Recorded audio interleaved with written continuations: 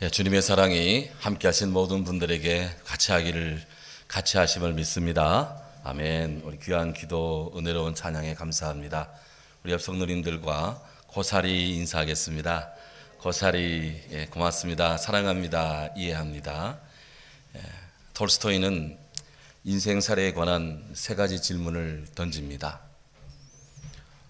이 세상에서 가장 중요한 시간은 언제인가?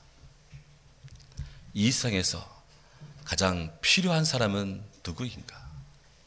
이 세상에서 가장 중요한 일은 무엇인가? 여러분들은 어떻게 생각하십니까? 톨스토이는 답합니다.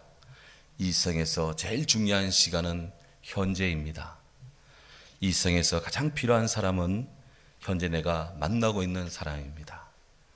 이 세상에서 가장 중요한 일은 현재 내 옆에 있는 사람에게 선을 행하는 일입니다. 톨스토이의 이 이야기를 우리 신앙생활에 적용을 해보면 중대한 신앙적 도전으로 다가옵니다. 가장 중요한 시간은 현재 그리스도를 영접하는 것이다. 가장 필요한 사람은 현재 기도하는 사람이다. 가장 중요한 일은 내 옆에 있는 사람에게 복음을 전하는 일이다. 오늘 성경에서 톨스토이 강조하는 이 세 번째 신앙적 과제, 가장 중요한 일, 내 옆에 있는 사람에게 선을 행하고 내 옆에 있는 사람에게 복음을 전하는 이 귀한 일을 시작하시는 우리 예수님을 오늘 성경 본문을 통해서 만납니다. 오늘 이 본문 바로 앞의 기준을 좀 주목할 필요가 있습니다. 11절에 보면 이에 마귀는 예수를 떠나고 천사들이 와서 수종들더라. 성경은 말합니다. 성령이 이끌리어서 우리 예수님께서 광야로가 40일 금식 기도할 때 예수님을 3번씩이나 유혹했던 마귀의 공작은 하나님 말씀으로 성령 안에 있는 우리 예수님의 영적 권위 앞에 그들은 다 무참히 분쇄되고 마귀는 이제 일정 기간 우리 주님 곁을 떠나게 되었습니다. 아무리 흑암이 깊어도 빛이 비치면 어둠이 물러가듯이 마귀가 아무리 드세게 날뛰어도 길이요 진리요 생명이신 구원하는 참 빛이신 예수님 앞에서는 더 이상 버틸 수가 없습니다. 마귀는 참 존재가 아니기 때문입니다. 마귀는 바람에 나는 겨와 같습니다. 마귀가 떠난 대신에 천사들이 우리 예수님께로 와서 수종을 들었습니다. 천사는 하나님을 대신해서 주님의 일을 위해 보냄을 받는 그런 영적인 존재입니다. 천사들은 하나님과의 관계에서 하나님을 예배합니다. 천사들은 스님을 섬기는 봉사의 일을 합니다. 하나님의 통치의 대리자로서 이 자연계에 임하여서 또 자연을 또 다스리기도 합니다. 우리 예수님 그리스도와의 관계에서는 이 천사들은 예수님의 탄생을 예고했고 유아 시절 헤롯의 칼날로부터 우리 예수님의 생명을 보호하셨습니다. 십자가를 질 수 있도록 천사들은 예수님께 힘을 더했습니다. 누가복음 22장 43절을 보면 예수님이 겟세마네에서 땀방울이 핏방울 되도록 기도하실 때 주의 천사가 하늘로부터 임하여서 예수님께 힘을 더하였다고 성경은 기록합니다. 힘을 더하였다는 것은 내적으로 힘을 강하게 했다는 것입니다. 우리 주님이 십자가를 질 수 있고 우리 주님이 힘껏 기도할 수 있도록 성령이 예수님의 속에 들어오셔서 내적으로 우리 주님의 힘을 강하게 이렇게 보조하며 받들었습니다. 뿐만 아닙니다. 천사들은 우리 예수님의 부활하심을 세상에 알립니다. 천사들은 예수님께서 하늘로 올라가실 때 우리 주님과 옆에서 주님을 수반됩니다. 또한 주의 성천을 목도하는 제자들에게 우리 주님께서 다시 오시는 재림을 예언하기도 했습니다. 또한 성령은 이 성경에 따르면 우리 주님 이 땅에 천사장의 나팔 소리와 함께 다시 하늘로부터 재림할 때 주의 천사들을 대동하고 뭇 사람들을 하여금 모든 사람들이 동시에 우리 주님을 보게 될 그날이 있다고 성경은 말씀하고 있습니다. 이 천사의 그리스도와의 관계성의 이야기입니다. 이 천사는 우리 성도들과도 관계가 있습니다. 하나님의 천사는 주의 성도들에게 주님 말씀을 전하기도 합니다. 주의 자녀들을 인도하고 주의 자녀들을 용감하게 강하게 그렇게 천사는 옆에서 받듭니다. 성도와 교회를 보호하고요. 주의 백성들이 종말의 때에 다 구원 얻도록 하나님의 백성들을 다 일일이 카운트해서 주의 곳간으로 드리는 일도 천사들이 합니다. 또한 이 천사는 성도 개개인과 국가에 대한 하나님의 심판을 진행하기도 합니다. 그리고 우리 천사들은 우리 성도들이 기도할 때 모든 성도들이 기도를 받고 하나님께 올리고 동시에 하나님의 기도 응답을 받아서 성도 개개인의 심령에 역사하기도 합니다. 이토록 귀한 일을 하시는 주의 천사들이 40일 동안 금식하여 몸이 고운한 우리 예수님, 마귀를 물리치는 치열한 영적 전투에서 온 힘이 많이 드신 우리 예수님, 그 예수님을 보살피고 위로했습니다. 로뎀나무 아래 쓰러져 있는 엘리야를 주의 천사가 돌보았듯이 예수님을 그렇게 돌보았습니다. 이렇게 우리 예수님은 하늘의 천사들의 그런 보살핌 속에서 육적으로 영적으로 온전하고 강건하게 회복을 하셨습니다.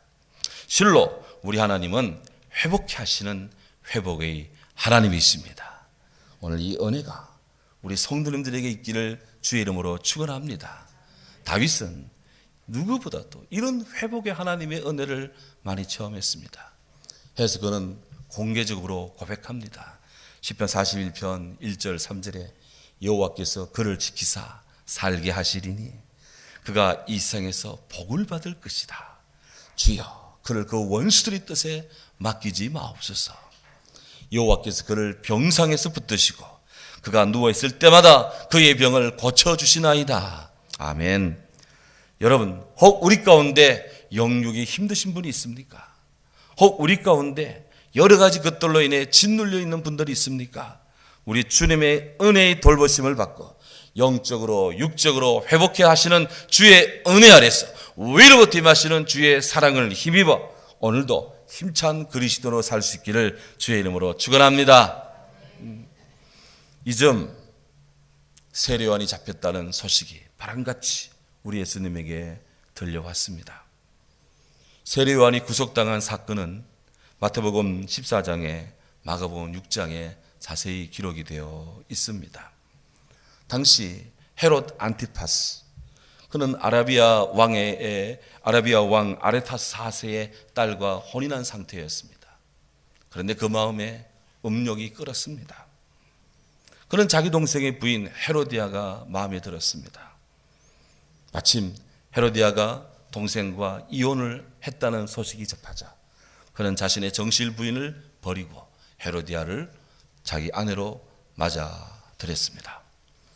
한눈에 봐도 너무나도 비정상적이고 부정적인 타락 그 자체입니다. 하지만 대부분의 사람들은 이 헤롯 안티파스의 보복이 두려워서 아무도 그의 잘못을 지적하지를 못했습니다. 바로 그때 세례 요한이 나섰습니다. 부정한 죄를 저질렀다고 하나님의 말씀으로 그 죄를 고발했습니다. 세례 요한의 사저우 같은 이 질타를 견디지 못한 헤롯 안티파스는 군사를 보내서 세례 요한을 체포했고 그리고는 옥에 가두었습니다. 의가 불의한 세력에 의해 난탈을 당했고 도살되는 그런 형국입니다. 하지만 우리 하나님은 다 보고 계십니다. 하나님은 다 보고 계십니다. 하나님은 살아 계십니다. 이 사실을 묵과하지 않습니다. 하나님께서 일찍이 예레미야를 통하여 말씀하셨습니다. 보라, 내가 오늘 너를 여러 나라와 여러 왕국 위에 세웠어.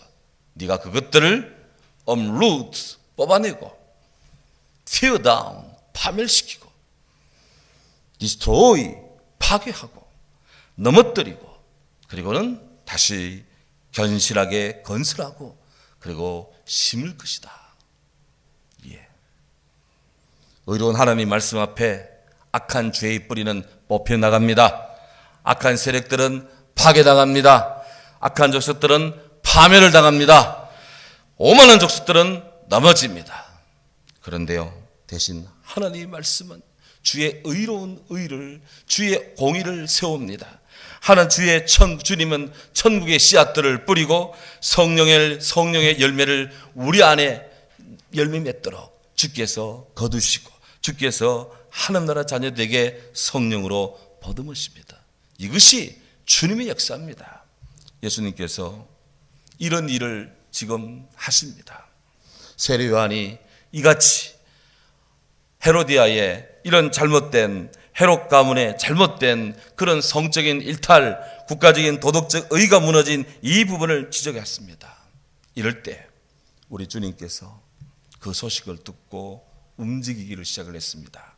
오늘 성경 12절 13절을 보면 요한이 잡혔다는 소식을 듣고 우리 주님이 갈릴리로 returned, 물러가셨다고 말합니다. 이게 물러갔다 그러니까 주님이 겁이 나서 도망친 것으로 그렇게 오해하는 분들이 있는데 그렇지가 않습니다. 성경 전체적인 맥락에서 보면 지금 예수님께서 마태복음 3장에서 세례 요한에게 세례를 받으셨는데 그 장소가 이스라엘의 남부 지역, 유대의 남부 지역의 요단강 하류 쪽이에요. 주님이 40일 금식 기도를 하신 것도 유대 남부 쪽에 있는 유대 광야였습니다. 이런 일련의 영적인 시간을 보내신 주님께서 이제는 다시 세례 요한이 잡혀서 죽을 위기에 처함을 주님이 인지했을 때 주님은 당신의 그 자리를, 주 활동의 자리를 유다 남부 쪽에서 북쪽 갈릴리로 지금 이주를 했다는 것입니다. 주님이 두려워 숨었다는 것이 아니에요. 갈릴리로 가셔서 거기서부터 본격적인 복음 전도 활동을 시작하십니다. 바로 오늘 본문이 그것입니다. 주님이 올라가신 갈릴리라는 지역은 바로 이스라엘 북쪽 지방 대부분을 일컫는 그런 통칭인데요.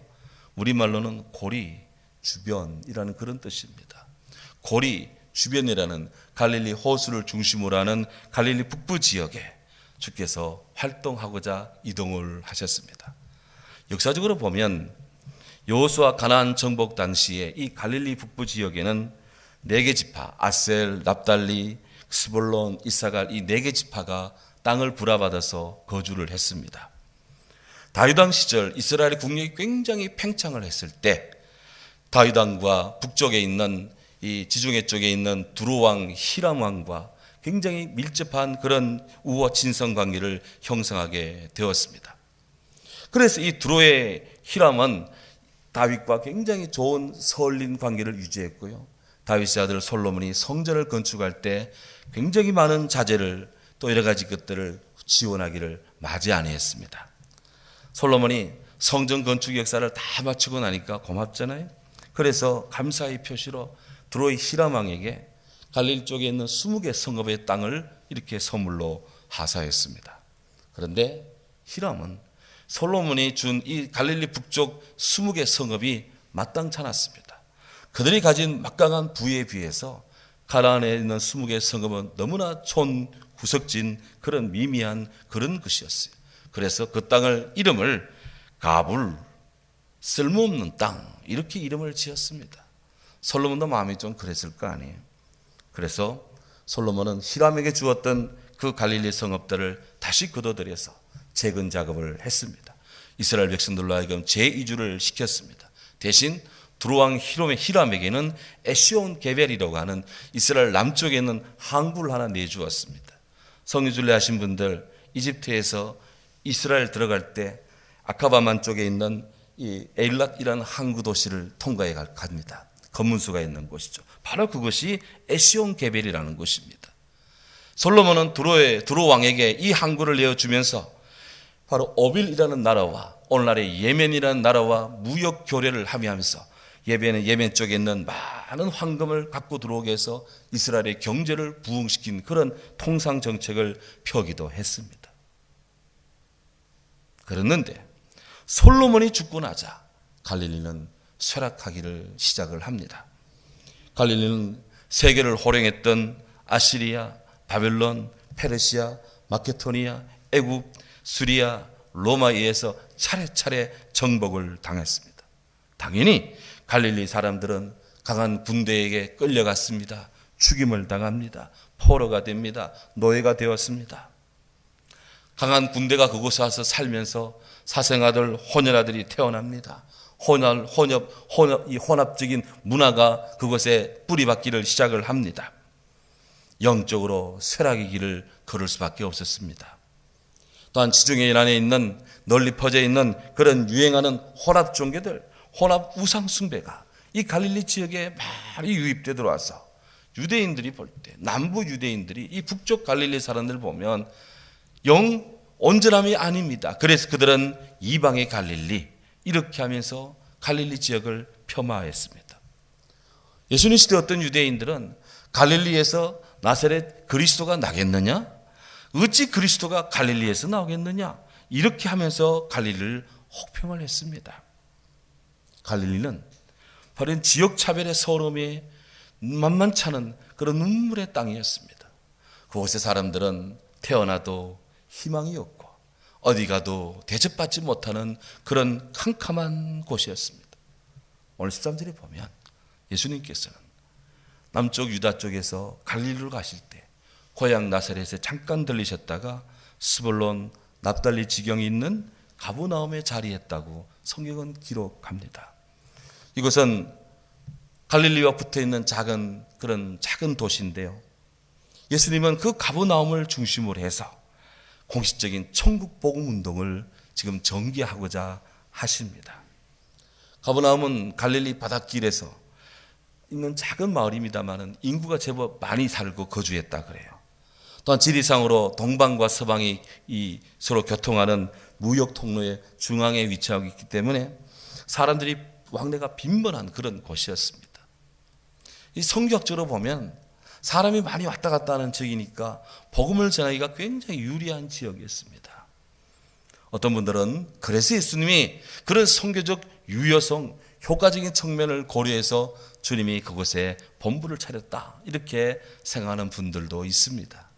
틀린 말은 아닙니다. 그런데 지금 제가 길게 갈릴리 지역의 역사적인 정황을 설명드린 것, 갈릴리 지역은 이스라엘 땅에서 볼 때 어느 지역보다도 빛이 필요한 지역이었습니다. 흑암이 가득한 곳이었습니다. 사망의 땅, 그늘에 앉아있는 지역이었습니다. 늘 소외되었습니다. 그곳 사람들은 스스로의 희망을 갖지를 못하는 상태입니다.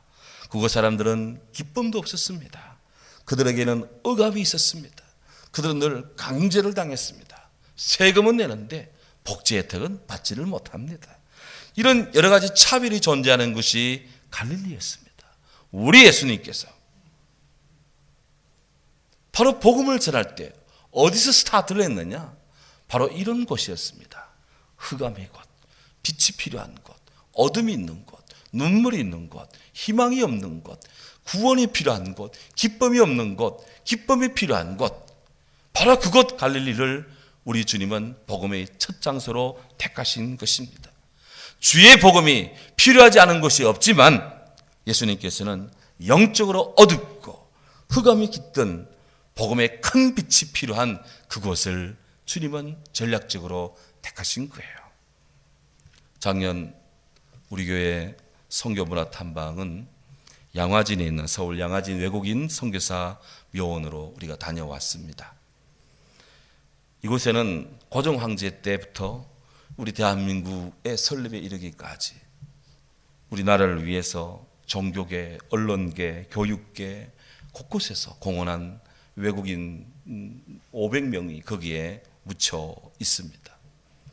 그곳에 가면은 여러 분들의 묘 비례 속에서 우리가 대한민국 근대사에서 이렇게 자주 듣고 또 그렇게 존경하는 그런 인물들의 묘비를 쉽게 발견합니다. 예를 든다면 대한매일신문 발행인이었던 어네스트 베델, 우리말로는 배설이라는 이름을 가지신 분이에요. 장로교 선교사였던 언더우드, 배제학당 설립자 아펜젤러, 이화학당 설립자 메리 스크랜튼, 또 연세대학교 세브란스 병원 설립자였던 더글라스 에비슨, 감리의 선교사역자, 또 독립운동, 한글 발전에 굉장히 공헌을 하신 호머 헐버트 공, 또 대한제국 우리 애국가를 작곡했던 그런 음악가 프란츠 에케르트 등 우리 대한민국 사람들보다도 우리 한국을 더 사랑했던 그런 외국인, 참 존경에 맞지 않는 그런 귀한 분들, 이 500명이 거기에 묘를 안장을 되어 거기에 계십니다. 그 중에 언더우드 선교사의 기도문이 있습니다. 그 기도문이 저희 가슴을, 또 그것을 찾는 사람들의 마음을 참으로 그렇게 울립니다. 오 주여, 지금은 아무것도 보이지 않습니다. 주님, 메마르고 가난한 땅, 나무 한 그루 시원하게 자라오르지 못한 이 땅에 저희들을 옮겨와 앉히셨습니다. 그 넓고 넓은 태평양을 어떻게 건너왔는지 그 사실이 기적입니다. 주께서 붙잡아 뚝 떨어뜨려 놓으신 듯한 이곳, 지금은 아무것도 보이지 않습니다. 보이는 것은 고집스럽게 얼룩진 어둠뿐입니다. 그들은 묶여있는지도 고통인 줄도 모르고 삽니다. 고통이 무엇인 줄 모르는 자에게 고통을 벗겨주겠다고 하면 화부터 냅니다. 조선 남자들의 속셈이 보이질 않습니다. 이 나라 조정의 내심도 보이지 않습니다. 가마를 타고 다니는 여자들을 영영 볼 기회가 없으면 어떡합니까? 조선의 마음이 보이질 않습니다. 그리고 저희가 해야 할 일이 보이질 않습니다. 그러나 주님, 순종하겠습니다. 겸손하게 순종할 때 주께서 일을 시작하시고 그 하시는 일을 우리들의 영적인 눈이 볼 수 있는 날이 있을 줄 믿습니다.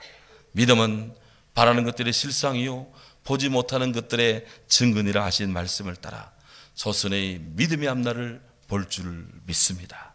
지금은 우리가 황무지 위에 맨손으로 이렇게 서 있는 것 같사오나, 지금은 우리가 쇠양귀신 양귀자 같다고 손가락질 받고 있사오나, 저희들이 우리 영혼과 하나인 것을 깨닫고 하늘나라의 한 백성 한 자녀임을 알고 눈물로 기뻐할 날이 올 줄로 믿습니다.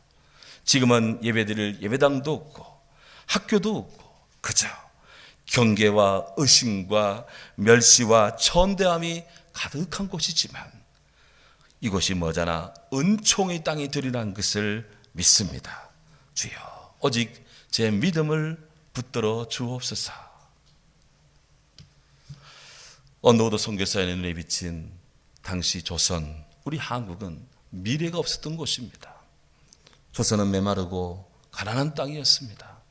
보이는 것은 어둠이었습니다. 사람들은 고통인 줄도 모르고 살았습니다.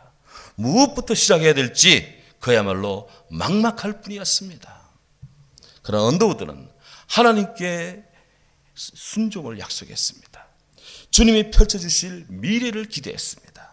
눈물로 기뻐할 날이 있음을 그는 믿었습니다. 돌이켜보면 초기에 우리 한국의 선교사들은 이렇게 다 사막에서 백합화 꽃을 피우신 분들입니다. 그들은 불타는 사랑으로 그리스도의 복음을 우리 한국 땅 곳곳에 심었습니다. 뿌렸습니다.